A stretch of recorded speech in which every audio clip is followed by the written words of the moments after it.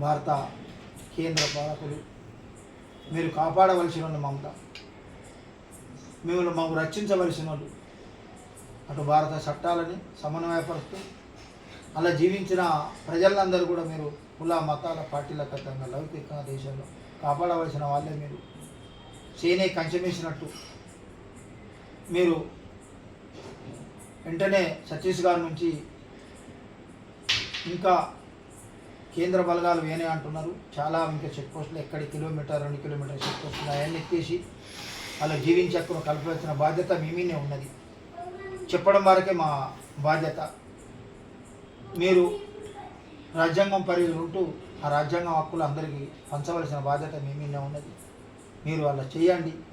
మేము మళ్ళీ ఒకసారి అందరం రిక్వెస్ట్ చేస్తాం కోసమే ఈ సాంఘీభావ కమిటీ మీరు మళ్ళీ ఒకసారి గుర్తు చేస్తాం కోసమే మేము 15వ తారీఖు నాడు ఈ కార్యక్రమం అందరం మొదలు పెట్టుకున్నాం. అది అందరం జయప్రదం అయిపోయింది. వాస్తవంగా ఆదివాసులతోనే సంపిస్తున్నారు. ఎక్కడైతే తన తల్లి, తన అన్న, తన తమ్ముడు మీనే తన గుడి నుంచి వేణుల్లో దౌర్జన్యం చేస్తున్నారు, అత్యాచారాలు చేస్తున్నారు. ఇది మానవ విహామైంది. ఇది మంచి పద్ధతి కాదు.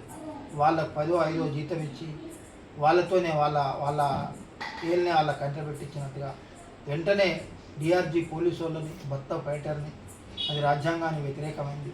నిజంగా మీరు ఎందుకు నియమించారో నాకు అర్థమవుతలేదు. ఒక జాతి మీద ఒక జాతి నిలబెట్టడం అది పాలసీకి విరుద్ధం, మన నిజంగా చరిత్రకు విరుద్ధం. అది మంచి పద్ధతి కాదు.